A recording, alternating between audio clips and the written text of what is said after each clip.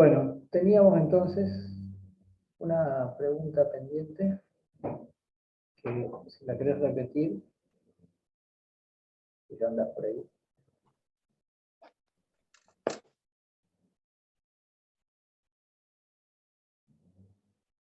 Sí, te consultaba a nivel constructivo, cuando viene, por ejemplo, un guitarrista de tango, pero que trabaja segunda guitarra de orquesta, A, y un instrumentista B, que es la primera guitarra, que claramente la ejecución es totalmente diferente a nivel constructivo y a nivel de selección de madera. ¿Qué es lo que tenemos que llegar a tomar en cuenta? Para A y para B. Son distintas formas de tocar en distintos regímenes, pero bueno, un poco la idea es esa, ¿no?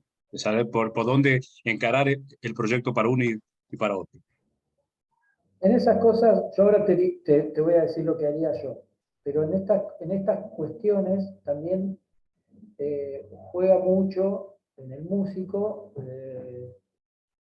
la tradición o la historia de la forma de tocar, ¿no?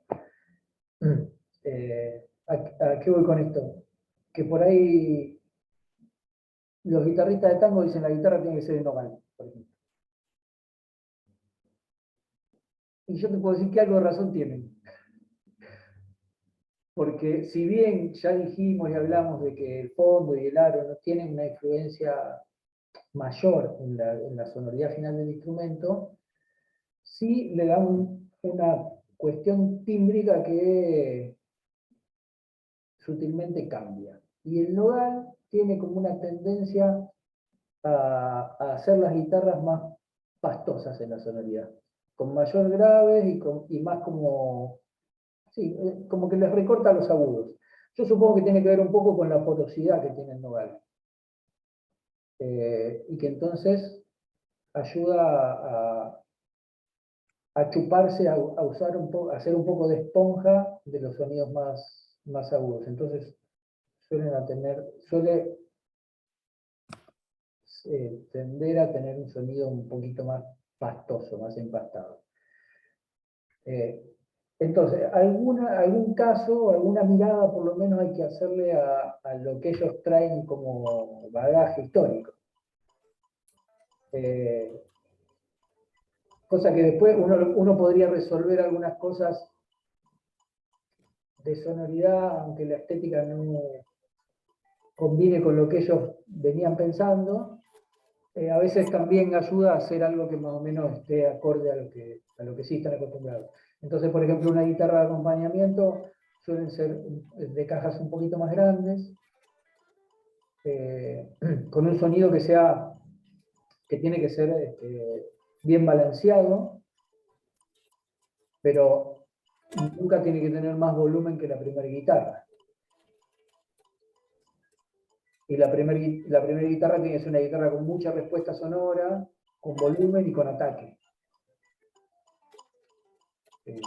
Entonces ahí ya tenés como dos parámetros distintos. Por ahí la primera guitarra tiene que ser una guitarra que funcione con cuerdas de alta tensión, con una tapa por ahí con un fondo y unos aros un poco más gruesos, una tapa que tenga mayor patada. Y la otra, hacerla con un concepto, y la de acompañamiento, hacerlo con un concepto más de guitarra clásica tradicional. Más parecida a una Santos Hernández, por ejemplo.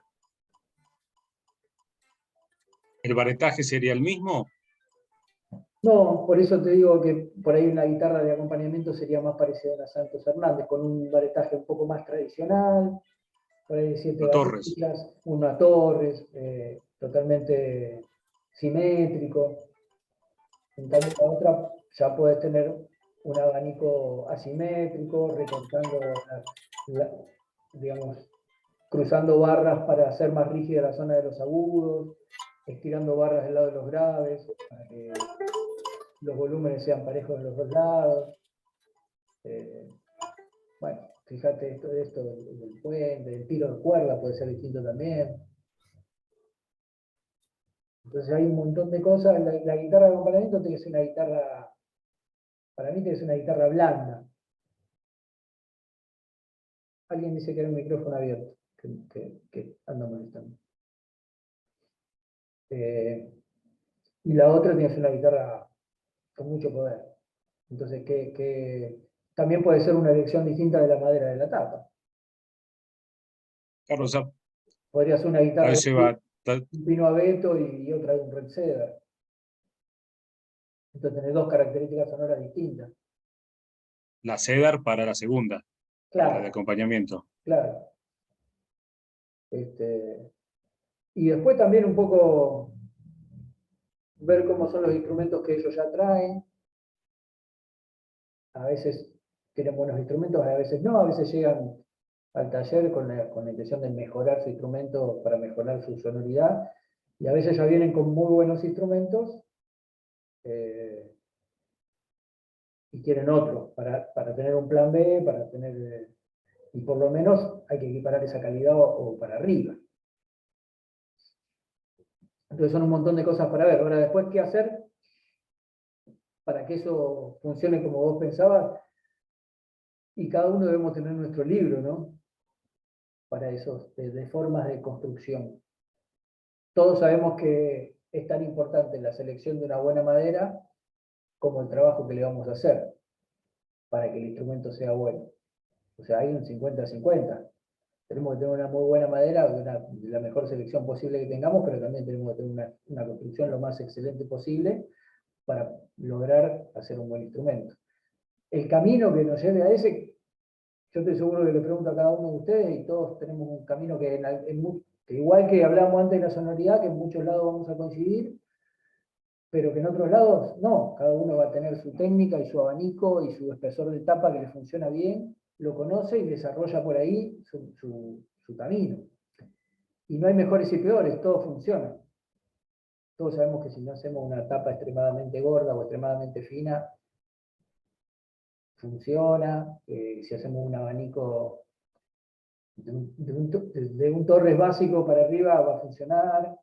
Eso, tenemos parámetros que más o menos conocemos todos, o no, si es así, me pueden decir no, yo no, lo charlamos, pero después cada uno tiene, digamos, yo estando en muestras, por ejemplo, probás guitarras de distintos constructores, con distintos abanicos, con distintas formas, y todas están bien, o todas, por lo menos, cumplen con todo lo que tienen que cumplir, y tienen buen volumen, entonces vos decís, bueno, no hay una sola fórmula para hacer un buen instrumento.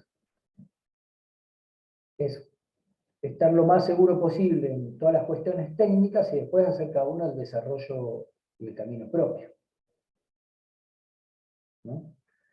Hoy tenía pensado hablar de los cortes de la madera, de las épocas de corte, de los tipos de... Pero bueno, terminamos hablando de otra cosa y está bien. Y está bien. No sé si alguien quiere hacer alguna pregunta más sobre estos temas. Y si no, vamos a las cuestiones del trabajo práctico. Charlamos un poquito de eso que también tiene que ver con lo mismo.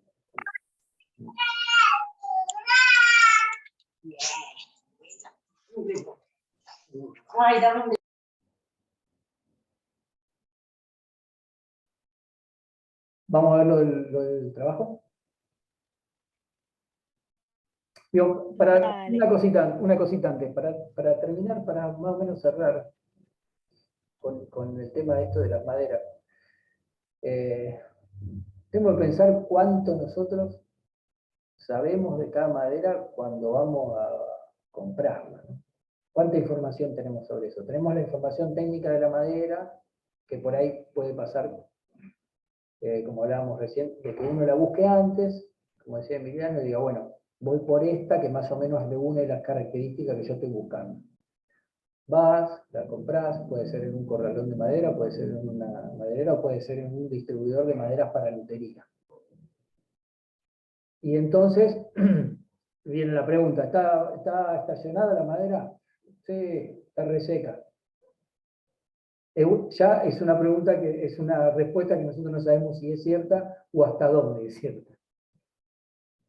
No sabemos si está completamente estacionada, o si está solo seca, o si está seca y parcialmente estacionada. A no ser que veamos una pila de tablones en una maderera que la veamos, que sabemos que hace 10 años que está ahí. O que tengamos mucha confianza con alguno de los empleados de la maderera y nos diga, sí, esta madera está ahí, y nos vamos a dar cuenta porque la madera va a estar gris por afuera, va a estar oxidada, va a estar rajada en las puntas, va a ser una madera que va a tener un aspecto de vieja y que la vamos a ver linda después de que la procesemos y la cepillemos. Entonces algunos parámetros vamos a tener, pero, por ejemplo, cuando vamos a comprar a un distribuidor de madera para lutería y nos dan las tapas cortadas o los fondos cortados o los aros cortados, sabemos que medianamente están estacionados porque si no, al hacer esos cortes se rajarían o se doblarían, pero no sabemos cuándo estacionados están. Y hay algunas maderas que aún estando verdes no se parten, entonces se bancan que las corten finas y hagan aros y fondos. Entonces ese es un punto que no conocemos del todo. Solución para eso, nunca usar la madera que recién compramos, a no ser que estemos seguros de que esté estacionada. Después podemos hablar de los estacionamientos, del tiempo, de cómo, pero digamos, siempre que compren madera, pónganla en el último lugar que la vayan a usar y usen la más vieja que tengan. Nunca compren madera para hacer un instrumento.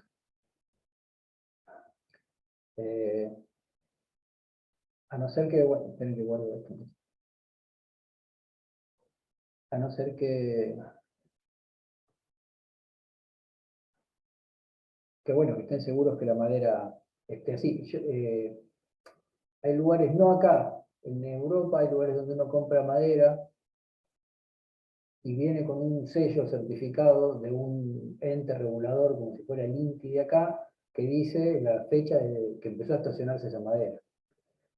Y eso es como un ente oficial que nos da una seguridad. No en todas las madereras, pero en una época, hace como 20 años atrás, cuando todavía se podía traer madera de afuera sin tener que hacer un certificado de fitosanitario y toda esa historia, con algunos compañeros traíamos madera de Italia para la construcción de violines, de chelos, que era lo que yo hacía en esa época y sigo haciendo. Y esas maderas las podías elegir así, venían con 8, 10 años de estacionamiento, 15, 20, 25, que realmente notabas la diferencia de la madera. Comprabas madera de 10 años de estacionamiento y de 15 años de estacionamiento y eran distintas. Estaban oxidadas de otra manera por fuera, tenían otro peso, al trabajarlas te dabas cuenta. Todas eran arce, todas eran pino abeto, pero la diferencia era tremenda. Eso acá no pasa. Entonces lo mejor que podemos hacer es tenerla nosotros el más tiempo que podamos.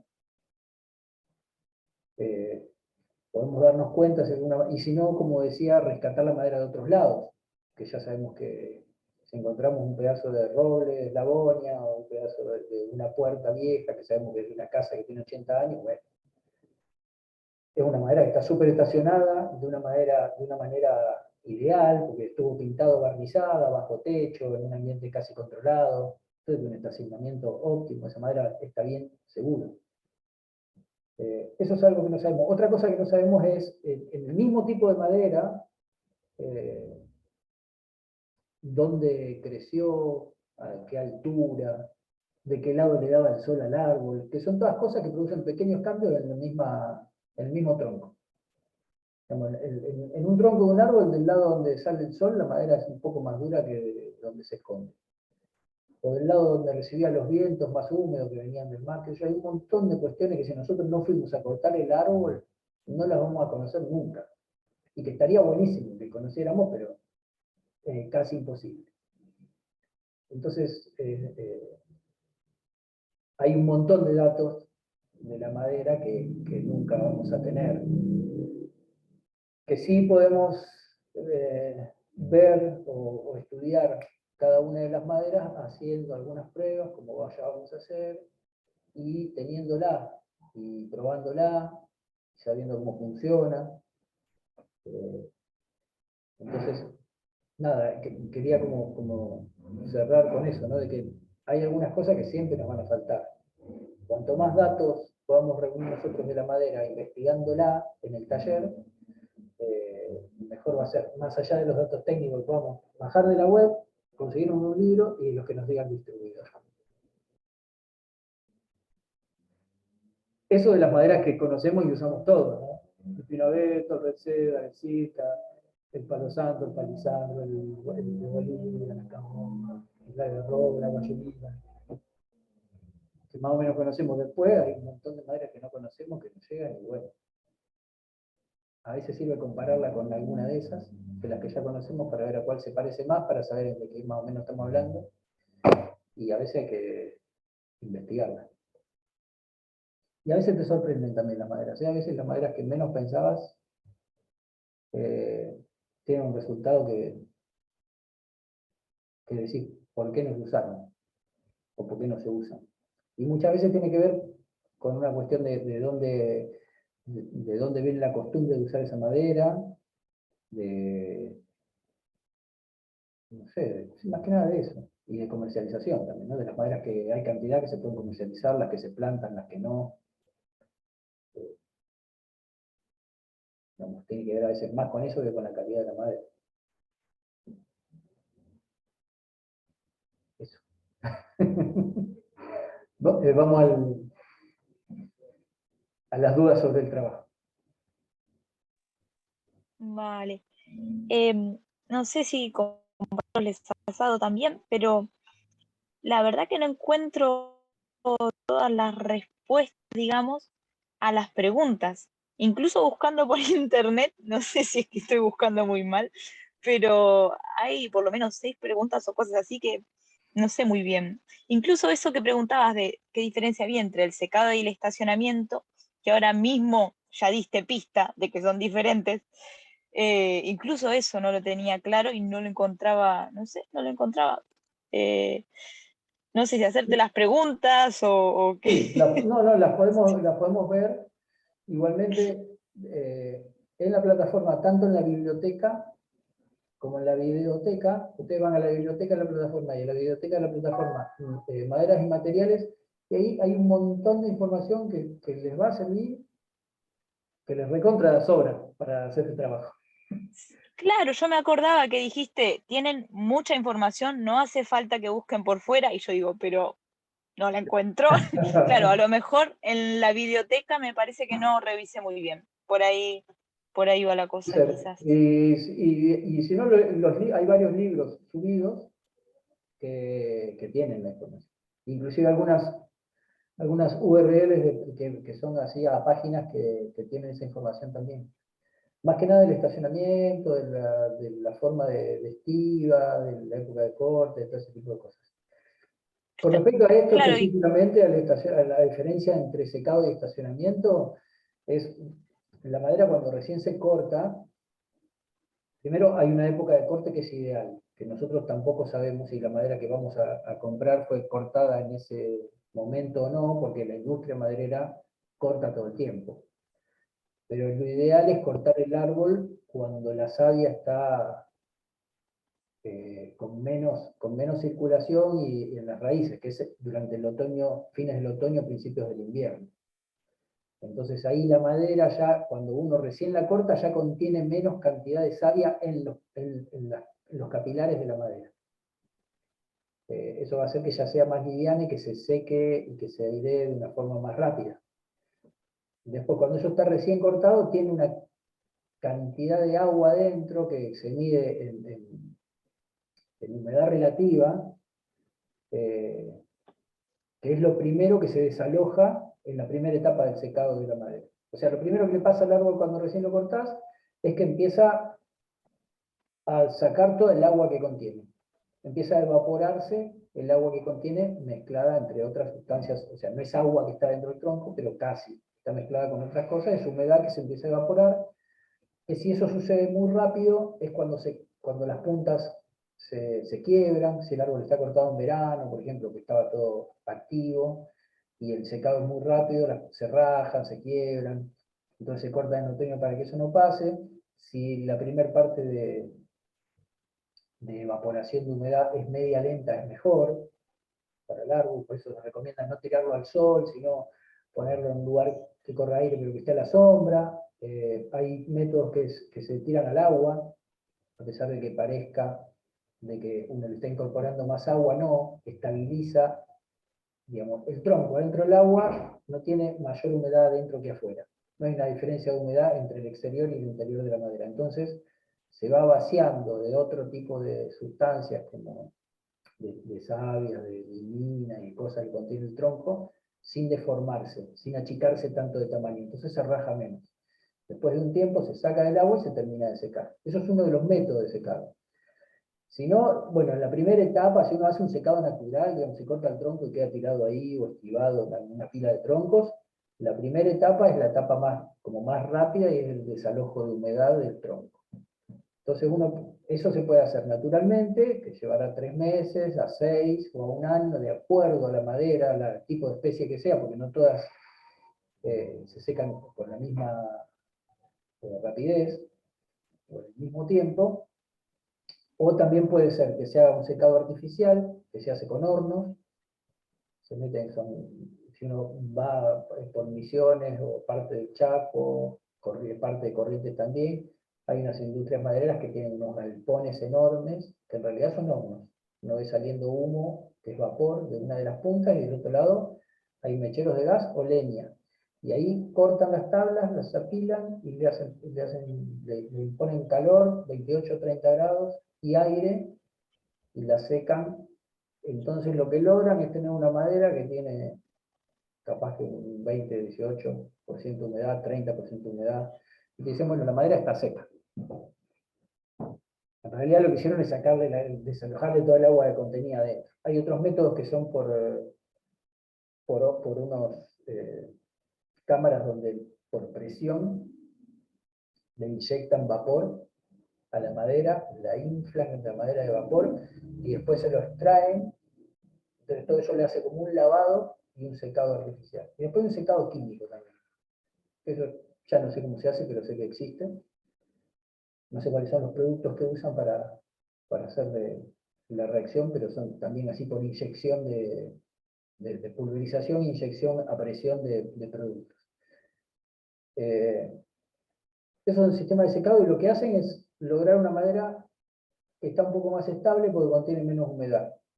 Ahora, ¿qué pasa con esa madera? Todavía no está estabilizada. Esa madera toda la madera es un material que se llama higroscópico, que eso quiere decir que tiene la capacidad de incorporar o desalojar la humedad relativa del ambiente. Entonces, una madera, un día que hay mucha humedad, si uno le mide la humedad a la madera, tiene una humedad un poco más alta de la que tenía un día seco. Eso varía, incorpora la humedad mucho más rápido que la desaloja. O sea, un día que se levanta mucha humedad, uno mide la madera y enseguida la incorpora. Sin embargo, después tarda 2 o 3 días en desalojarla cuando baja la humedad. Pero la diferencia es lo que pasa con el estacionamiento es que se estabiliza la madera porque hay un montón de sustancias que contienen, aparte del agua dentro de la madera, que se cristalizan. Forman pequeños cristales y esto hace que la madera quede más estabilizada porque incorpora menos humedad y desaloja menos humedad. O sea, tiene menos variante entre la cantidad de humedad que puede incorporar y desalojar que la madera que está solamente seca. Y esa cristalización de esos elementos, la única forma que hay certera de que pase bien es con el tiempo. O sea, hay procesos de estabilización de madera que se hacen, artificiales, pero la madera no queda de la misma manera, porque se hace más que nada con algunas maderas que se hacen chapas muy finas, para que las chapas no se rasguen o se deformen, más que nada cuando son chapas de la parte de las raíces, que tienen muchos poros y tienen una veta muy despareja, para poder cortarlas sin que se rompan, hacen un proceso de inyección de un polímero. O sea, le ponen un plástico, digamos, a la madera que se mezcla, que se mete en el poro de la madera, entonces lo transforman casi en otro material. Sigue siendo la madera esa, pero ya no tiene el poro de la madera, ya no respira, ya está impregnada de otra cosa y eso es totalmente estable. Eso lo usan mucho para las chapas, para los revestimientos de los coches de alta gama que tienen madera adentro, que por ahí le dan forma y bueno, tiene que estar siempre igual. Pero entonces, volviendo, la diferencia es que uno se puede hacer No sé, algunos de los machimbres que se venden para obra se cortaron hace un mes. Por eso abrís el paquete y el machimbre hace todo como un abanico y se dobla para todos lados.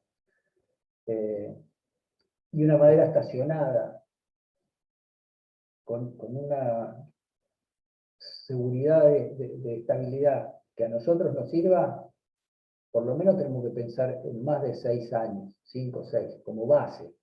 Yo les diría 10. Y para una tapa, si son 15, mejor. Entonces, nosotros podemos suponer que una tapa comprada para un instrumento, una tapa calidad A o doble A, tiene por lo menos 5 o 6 años de estacionamiento, porque si no se rajaría. Entonces, si nosotros podemos comprar y esa tapa usarla por lo menos dentro de 2 años, ya podemos calcular de que por ahí tiene unos 6, 7 años de estacionamiento, está más o menos bien. Ahora, cuanto más, yo les puedo asegurar que cuanto más vieja sea, mejor va a ser. Para trabajarla, para terminarla, o sea, la cepillás mejor, la lijás mejor, la cortás mejor. Nunca se te va a deformar, nunca se te va a abrir. Sonoramente, bueno, es otra cosa. Es otra cosa. Yo hoy corté yo me voy a correr por maderas, pero corté una tabla de haya. Que yo la tengo hace un año, me la regalaron hace un año, y el que me la regaló me dijo, hace 20 años que está en ese estante. O sea, un hombre que se mudó y tenía un estante de haya de 2,5 pulgadas, debe tener 4 metros de largo. O sea, era un tablón que estaba apoyado en unas ménsulas y lo usaba como estante. Había comprado esa madera alguna vez para hacer algo, porque es un constructor, ¿no? Y no la usó. Y bueno, tuve la suerte de que me la regaló y la abrí hoy y no les puedo explicar cómo se cortaba en la sierra y lo seco que era el aserrín que salía, era una belleza, una belleza. Toda la madera debería ser así. Es otra cosa. La notás cuando empezás a trabajarla. Entonces nos va a facilitar el trabajo tanto en lo técnico como en lo acústico. Una madera vieja. Esa es la gran diferencia entre el estacionamiento principal, entre el estacionamiento y el secado. Y que la madera estacionada está estabilizada. Por ejemplo, esto que decíamos recién de agarrar una madera que está solamente seca, que tiene 1 o 2 años, y vos la tenés en el taller, conocen esos medidores de humedad que se apoyan, que tienen dos piquitos y te apoyan y te dan la... En realidad no te miden la humedad, sino te miden o sea, de acuerdo a la humedad que tiene, lo que tarda en conectarse un piquito con otro, es una cuestión eléctrica, magnética. Pero bueno. La resistencia. Claro, exactamente. Pero bueno, vos con una madera que está solamente seca y no estacionada, ponele que vos la tenés a un 20% de humedad, un día que está lloviendo y hace 80% de humedad, la medís y capaz que tiene 40 o 45. Después se seca, pasan un par de días, vuelve a tener los 20 que tenía. Una madera que tiene 15 años de estacionamiento, está lloviendo, hace 90% de humedad o 100, vos la medís y capaz que de 14 o 18 que tenía, pasa a 20, 22. O sea, es muy poca la humedad que incorpora. Y entonces es la misma la que desaloja. Pero digamos, esa es la gran diferencia. Y no se modifica la madera. Entonces, en un instrumento armado, en una puerta, en una ventana o en lo que sea, no hay diferencia un día que hay humedad y al que no hay, entre invierno y verano. Cosa que para un instrumento sería tremendo. Los fondos, seguramente todos hemos visto algún fondo que se abrió en medio o alguna tapa que se abrió en medio. Y eso es porque la madera, una vez que está contenida por toda la estructura de los aros, no tiene para dónde moverse, entonces no le queda más que rajarse. ¿Se puede decir que lo que pierde es capacidad higroscópica al estacionarse? Sería apropiado, digamos, la definición. Sí, sí. Tiene una capacidad mucho menor. Hace un rato entregué un laburo de una Ibanez, una guitarra eléctrica, que se había rajado por la mitad del mango. Del talón, de donde va atornillado, para más o menos hasta la mitad del mango. Y yo o sea, no sé, me dice, no se golpeó, vino así, un día apareció así. Y yo le decía, por ahí tenía que ver con eso, aunque no estaba estacionada adecuadamente y que, En un momento estalló. claro, lo que no Sí. tampoco se lo podía garantizar, digo, por ahí le pegaste No, un no, golpe, comprendo. pero era raro, era muy raro dónde se había quebrado. Claro. Pues Hay yo si cosas se que, quiebra la pala, claro, con es él, más ¿no? factible que sea Pero un ahí, golpe. mm, Sí, hay cosas que quedan con tensiones que por ahí no se les da importancia en el momento, pero que en algún momento, por alguna razón, estallan. A veces la gente no se da cuenta y por ahí deja el instrumento puesto, apoyado en el pie, así, atrás de un vidrio. Que por ahí donde el momento que lo puso no daba el sol, pero después se fue a hacer las compras, el sol entró por la ventana, el vidrio hizo de prisma, calentó el instrumento. Digamos, también hay cuestiones de que exponer a la madera a una mayor probabilidad de rotura, ¿no? No es poner los cambios bruscos de temperatura y de humedad, sabemos que a los instrumentos es lo que peor le hace. Yo viví mucho tiempo, viví 20 años en Bariloche y bueno, los inviernos de 15, 18 grados bajo cero, las cosas que se rompen son tremendas. Y los veranos súper secos, con 10, 15% de humedad, se raja hasta lo que todo.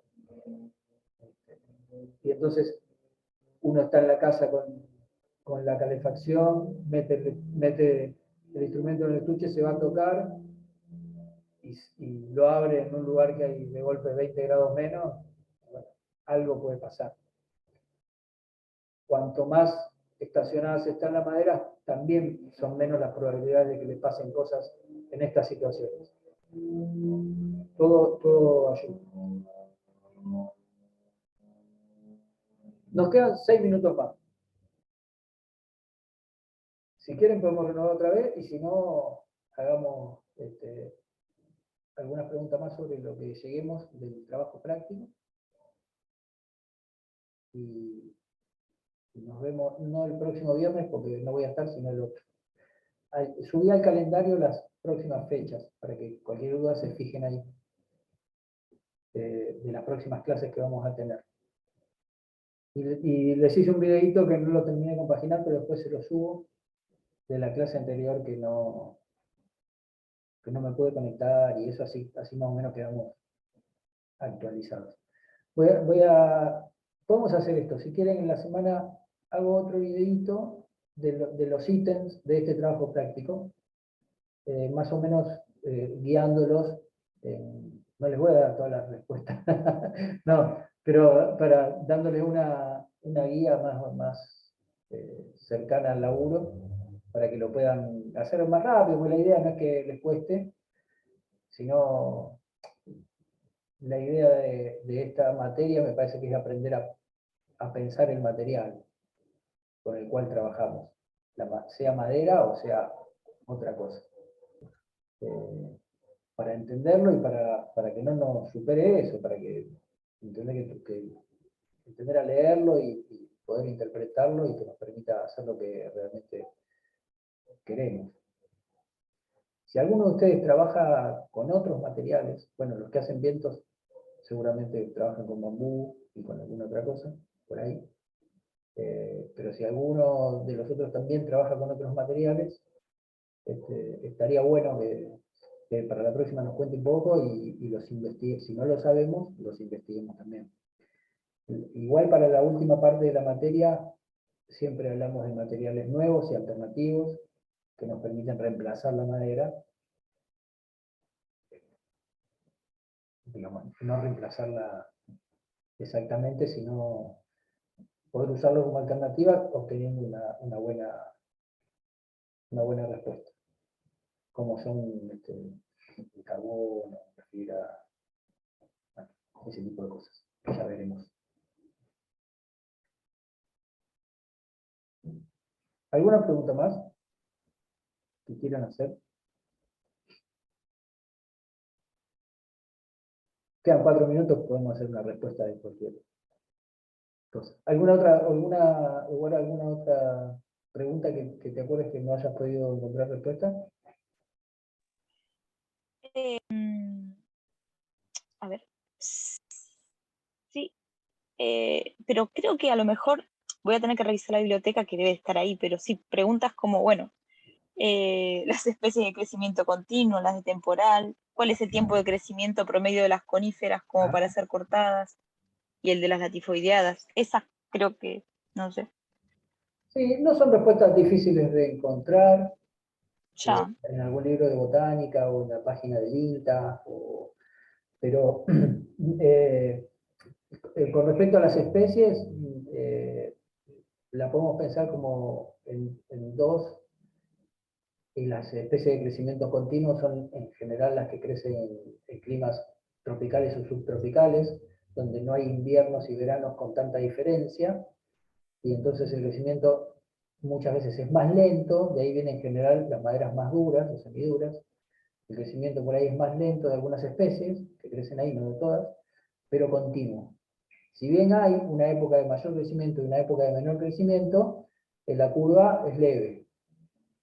No pasa lo mismo en general las coníferas, que crecen en climas donde los inviernos son muy marcados, con bajas temperaturas, con nieve a veces, y los veranos y las primaveras son soleadas, son lindas, son secas, entonces tienen un crecimiento muy ligero en primavera-verano y un detenimiento de ese crecimiento muy brusco en el invierno.